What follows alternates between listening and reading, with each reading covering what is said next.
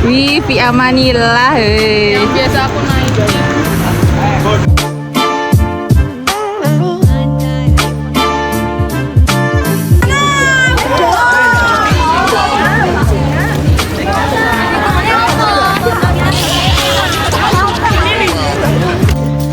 Pengen jatuh dewa.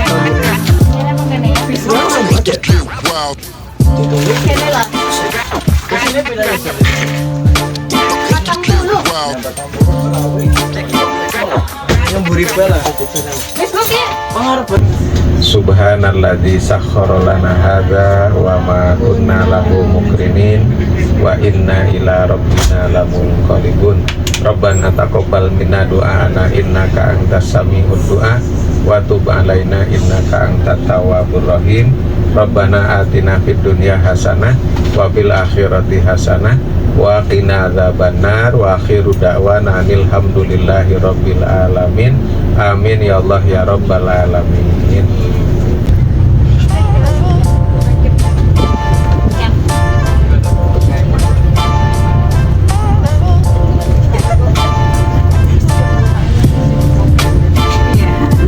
Sekitar 2 jam saja. Nah, nanti setelah dari Pasukan Tripasa Tunggal, kita akan pindah lokasi ke situs Cipari. Nah, nanti di situs Cipari ini teman-teman, karena bis kendaraan besar tidak bisa masuk, nanti kita akan jalan kaki, itu ya, dari jalan raya besar menuju ke 554 Rumah Makan Kedung Rasa.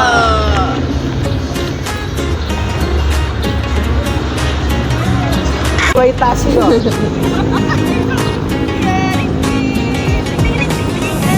Ukur gini.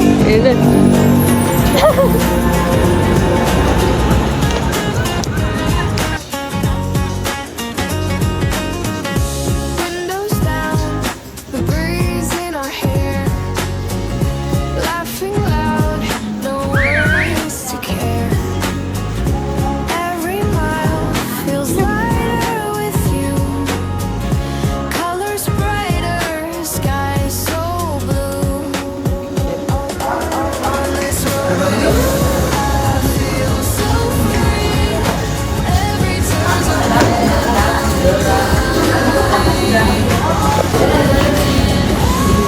Orang pengen apa? Bukan masuk surga.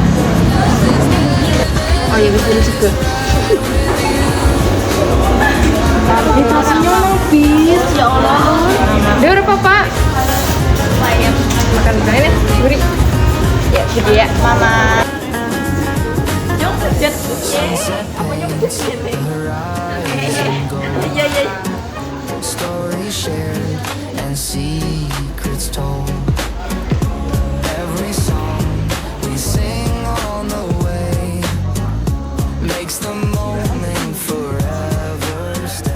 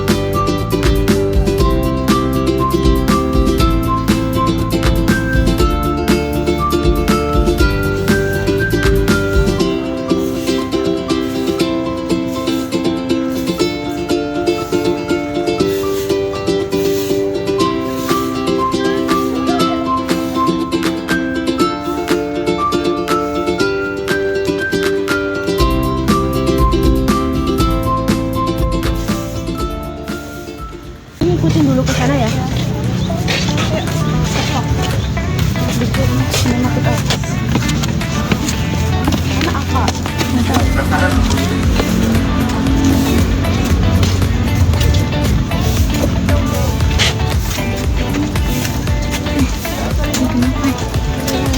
Aku harus dengerin.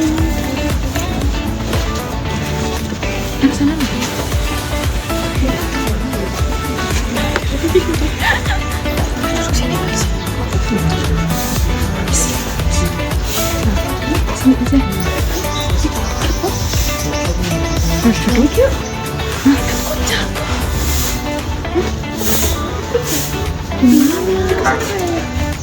Halo Riana kita sedang di mana ini?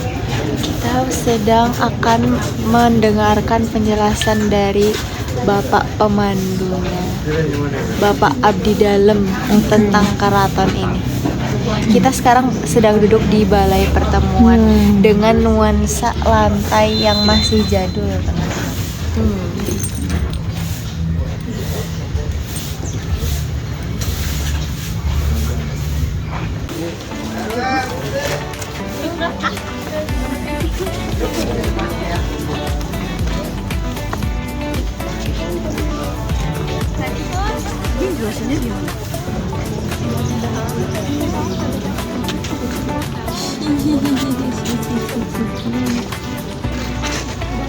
Ini dimana ini ada gapura ya, ini namanya gapura banteng.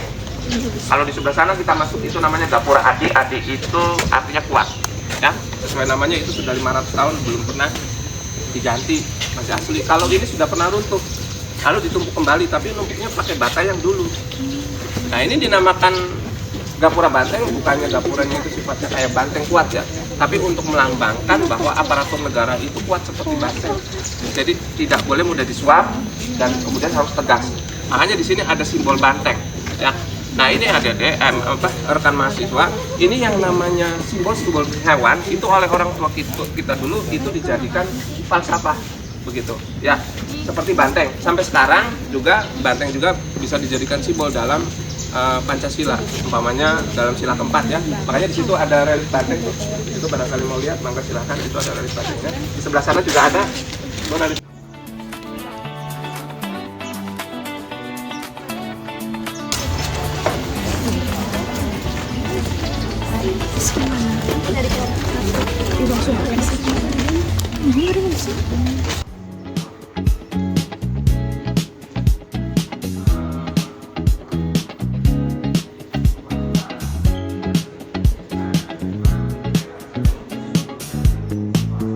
Namanya Duta Kelapa, kemudian diserang oleh pasukan Pancasila menangkap serangan menjadi lalu diubah nama itu menjadi daerah atau Perkampungan. Sampai sekarang Jakarta. Oke.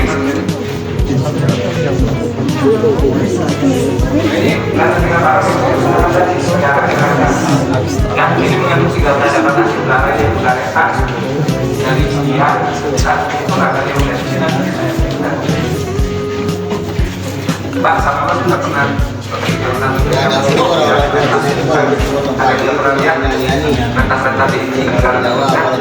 itu rata-rata keretanya kereta Eropa. Nah, jadi kalau di Cirebon keretanya kereta timur beda. Terlihat dari drivernya itu kedudukannya di bawahnya penumpang. Kalau dia setara atau dia lebih tinggi berarti itu kereta Eropa. Ya, ini yang ditemukan oleh Manumbaran Lestari yang Sunan Gunung Jati. Cara kerja kendaraan roda 4 itu sama aja dengan mobil sekarang. Coba lihat rodanya ya, roda depannya itu terangnya itu asnya. Jadi kalau dia nah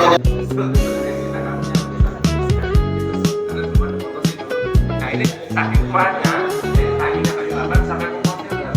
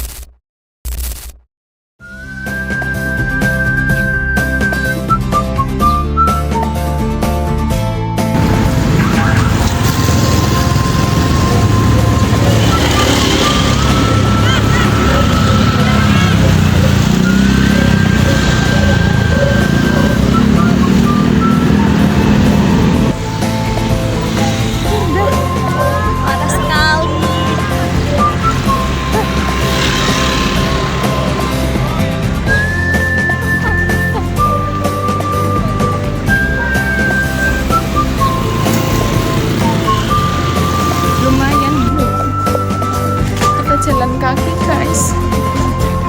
Kaki nih, nanti kesini. Let's go. I can. Semangat, semangat, semangat. Semangat banget. 13.00 Kanoman Cirebon.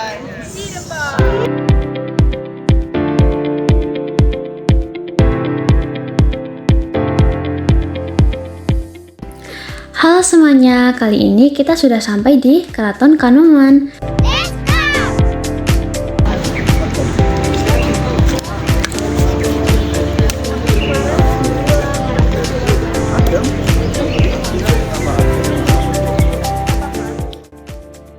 Keraton Kanoman merupakan salah satu peninggalan bersejarah yang menjadi bagian penting dari perjalanan panjang Kesultanan Cirebon. Keraton ini tidak hanya menjadi simbol kekuasaan pada masanya, tetapi juga menjadi pusat pelestarian budaya, tradisi, dan warisan sejarah yang masih dijaga hingga sekarang.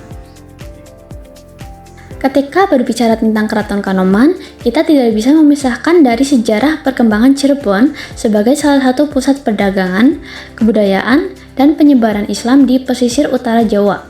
Keraton Kanoman sendiri didirikan pada tahun 1678 Masehi oleh Pangeran Muhammad Badriddin yang kemudian bergelar Sultan Anom I. Berdirinya keraton ini menandai lahirnya Kesultanan Kanoman sebagai salah satu penerus Kesultanan Cirebon. Namun, sejarah kawasan ini sebenarnya jauh lebih tua daripada berdirinya Keraton Kanoman. Sebelum menjadi pusat pemerintahan kesultanan, wilayah ini telah berkembang sejak masa Pangeran Walangsungsang yang membuka kawasan Cirebon dan membangun pusat pemerintahan awal yang kemudian berkembang menjadi salah satu kota penting di Jawa Barat. Saat memasuki kompleks Keraton Kanoman, kita tidak hanya melihat bangunan-bangunan kuno, tetapi juga menyaksikan jejak perjalanan panjang peradaban yang telah berlangsung selama ratusan tahun. Setiap sudut keraton memiliki fungsi, filosofi, dan cerita yang menggambarkan kehidupan masyarakat Cirebon pada masa lalu.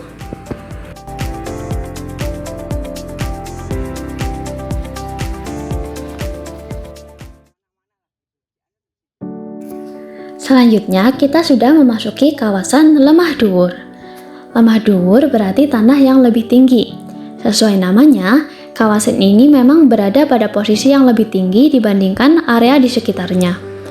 Pada masa kerajaan, tempat ini memiliki peran penting karena memberikan pandangan yang luas terhadap berbagai aktivitas yang berlangsung di lingkungan keraton. Di kawasan ini berdiri bangunan yang dikenal sebagai Mande Manguntur atau Mande Kuntur. Bangunan ini menjadi tempat sultan dan keluarga kerajaan menyaksikan berbagai kegiatan yang berlangsung di halaman keraton.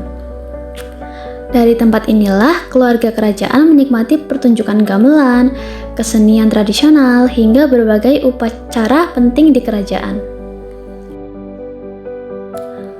Posisinya yang lebih tinggi bukan sekedar untuk memudahkan penglihatan, tetapi juga melambangkan kedudukan seorang pemimpin yang harus mampu melihat keadaan secara luas dan mempertimbangkan kepentingan seluruh masyarakat. Di sebelah Mande Manguntur terdapat sebuah panggung yang dahulu digunakan untuk menampilkan berbagai pertunjukan kesenian. Kehadiran panggung ini menunjukkan bahwa seni dan budaya memiliki kedudukan penting dalam kehidupan Keraton Kanoman. Kesenian tidak hanya berfungsi sebagai hiburan, tapi juga menjadi sarana pendidikan, penyampaian nilai moral, dan pelestarian tradisi.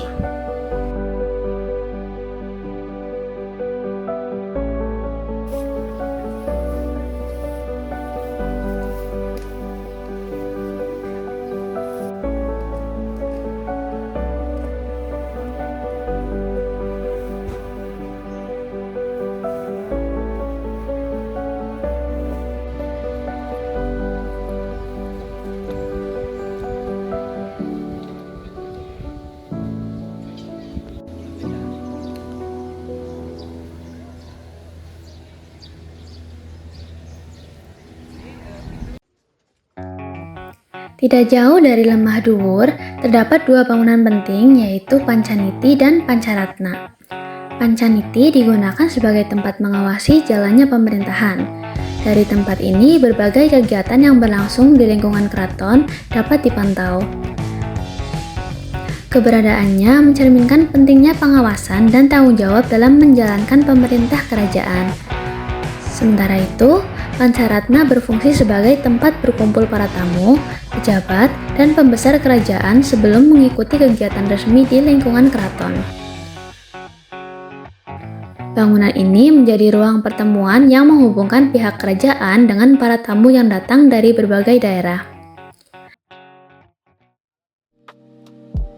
Lingga Yoni atau Lumpang Alu. Di dekat kawasan tersebut terdapat peninggalan unik berupa Lingga Yoni atau yang lebih dikenal sebagai Lumpang Alu. Dahulu, tempat ini digunakan oleh keluarga keraton untuk menumbuk bahan pembuatan terasi. Akan tetapi, fungsi benda ini tidak hanya bersifat praktis. Terdapat filosofi kehidupan yang terkandung di dalamnya. Udang yang diolah dan ditumbuk hingga menjadi terasi melambangkan proses perubahan dalam kehidupan manusia. Seseorang harus melalui berbagai tahapan, tantangan, dan proses pembentukan diri sebelum menjadi pribadi yang lebih baik dan bermanfaat bagi orang lain.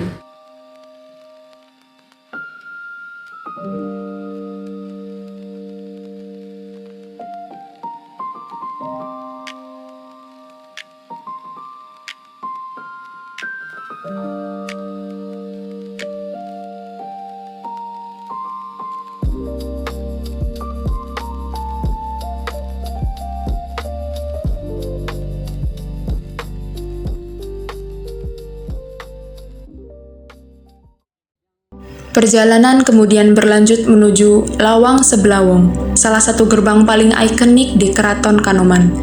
Gerbang ini menjadi pintu masuk menuju bagian yang lebih dalam dari kompleks keraton.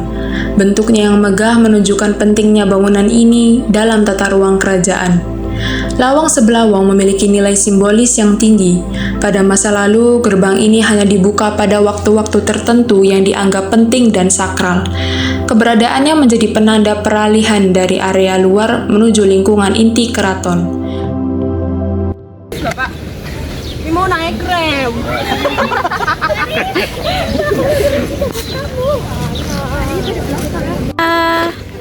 Namanya siapa? Lagi main apa? Oke teman-teman, setelah melewati gerbang, kita tiba di Balai Paseban. Bangunan ini berfungsi sebagai tempat menunggu bagi tamu yang akan menghadap Sultan. Sebelum diperbolehkan memasuki bagian dalam, terutama bagian keraton, para tamu terlebih dahulu menunggu di tempat ini. Selain digunakan sebagai ruang penerima tamu, Balai Paseban juga menjadi lokasi berbagai kegiatan adat kerajaan. Pada masa lalu, tempat ini menjadi ruang pertemuan yang mempertemukan kerajaan dengan masyarakat maupun tamu dari luar daerah. Memasuki area berikutnya, kita akan menemukan Paseban Singabrata dan Pendopo Jinem, teman-teman. Paseban Singabrata ini berfungsi sebagai tempat berjaga para perwira kerajaan sekaligus ruang tunggu sebelum menghadap Sultan. Bangunan ini menjadi bagian penting dari sistem keamanan keraton pada masa lalu. Tidak jauh dari sana, berdiri sebuah pendopo yang bernama Pendopo Jinem. Salah satu bangunan utama dalam kompleks Keraton Kanoman. Tempat ini digunakan untuk menerima tamu penting, membahas urusan kerajaan, melaksanakan penobatan, serta berbagai kegiatan resmi lainnya. Dalam pandangan masyarakat keraton, Jinem diibaratkan sebagai dada atau bagian depan tubuh. Oleh karena itu, tempat ini menjadi ruang penyampaian gagasan, kebijakan, dan keputusan kerajaan kepada para punggawa maupun masyarakat. Menariknya, posisi tempat duduk Sultan tidak dibuat terlalu tinggi dibandingkan para punggawa. Hal ini mencerminkan budaya yang menekankan kedekatan antara pemimpin dan rakyatnya.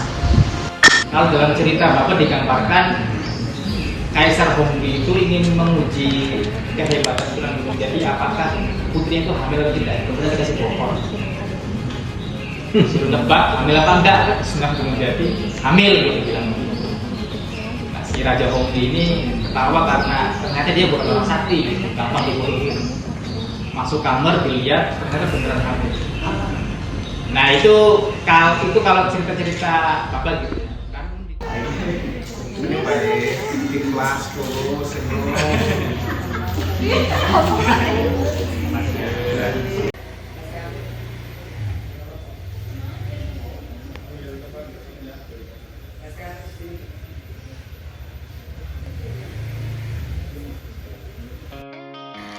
Selanjutnya, kita memasuki museum yang menyimpan berbagai benda pusaka peninggalan Kesultanan Kanoman.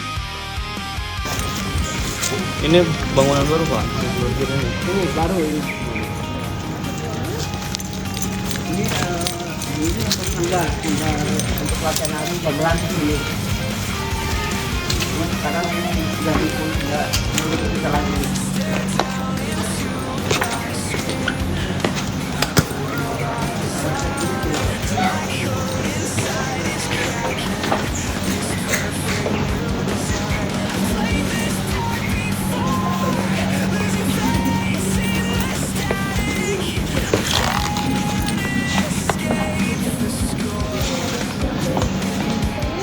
Koleksi yang paling terkenal adalah kereta Paksi Naga Liman.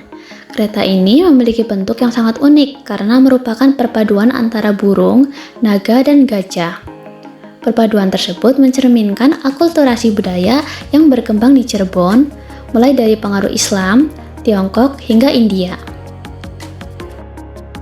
Kereta ini dibuat dari kayu sawo kecik dan usianya telah mencapai ratusan tahun. Dahulu, kereta ditarik oleh 4 ekor kerbau bule dan digunakan dalam berbagai acara penting kerajaan. Selama beberapa generasi terakhir, kereta ini tidak lagi dikeluarkan dari keraton demi menjaga kelestariannya. 3 unsur, paksi itu simbolkan dari Islam, burung, berkepala naga dari budaya Cina, liman itu gajah dari India. Ini dibuat pada tahun 1350 Saka atau 1428 Masehi. Dibuatnya oleh Pangeran Losari. Ini dulunya ditarik sama kerbau bule 4 ekor. Jadi di sini yang naiknya ini 3 orang.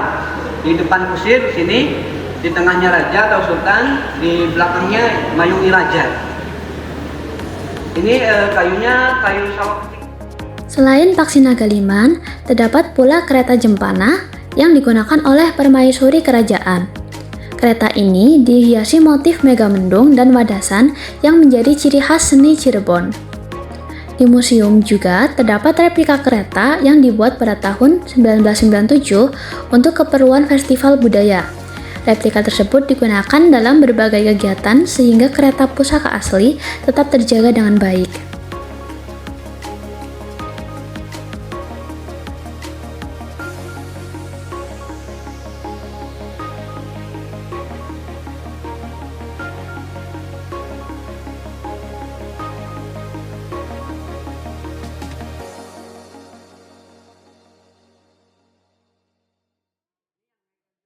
Museum Keraton Kanoman juga menyimpan berbagai senjata dan perlengkapan kerajaan. Terdapat tombak, pedang peninggalan Pajajaran, pedang hasil rampasan perang, serta senjata unik bernama cakra yang memiliki mata pisau berbentuk melingkar dan digunakan dalam pertempuran jarak dekat. Selain itu, terdapat kursi yang digunakan dalam prosesi penobatan dan pernikahan keluarga kerajaan, meja rias kuno, guci penyimpanan air, serta berbagai perlengkapan adat lainnya. Tersimpan pula sebuah peti kuno dari Mesir yang digunakan untuk menyimpan barang-barang penting. Menurut tradisi yang berkembang di keraton, peti tersebut berkaitan dengan perjalanan Sunan Gunung Jati ke Timur Tengah. Koleksi lainnya meliputi meriam dari berbagai bahan, mulai dari kayu, rotan, kulit, hingga logam. Terdapat pula mesin jahit, kacip, dan berbagai benda peninggalan lain yang menunjukkan hubungan Keraton Kanoman dengan dunia luar pada masa lalu.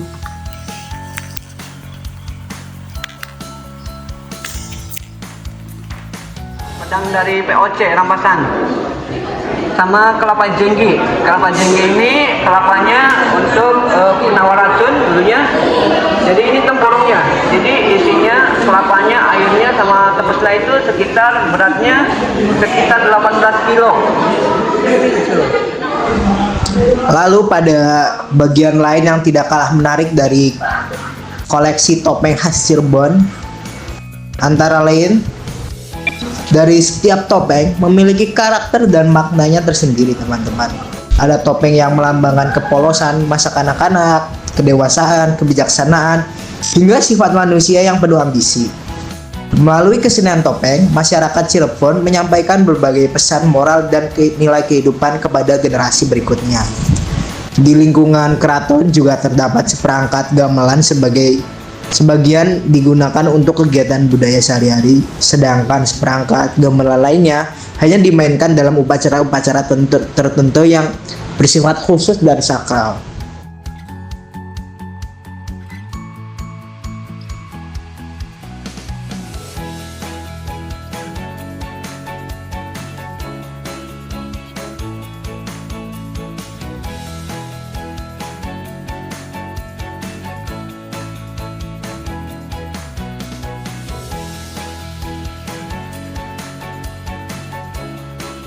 Ada elok cebon gantungan, ini bros, ini magnet kulkas, ini gantungan kuncinya sama-sama 3 mendung, ini topengnya, gantungan kuncinya.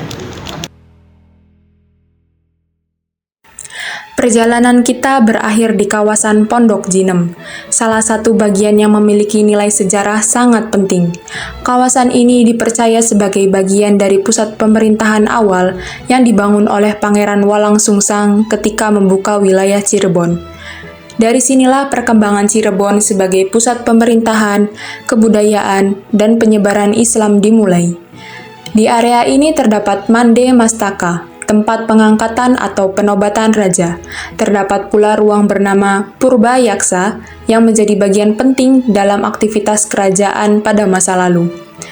Kawasan ini juga menunjukkan konsep tata ruang yang sangat matang.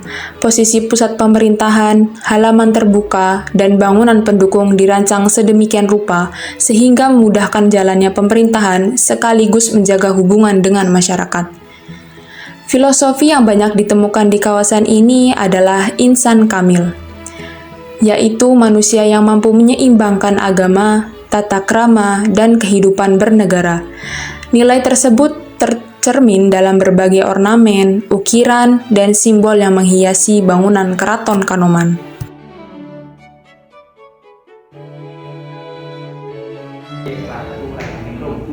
Nah, kalau di Cirebon gelar-gelar bangsawan itu ada Raden, ada Elang Raja, ada Pangeran Raja.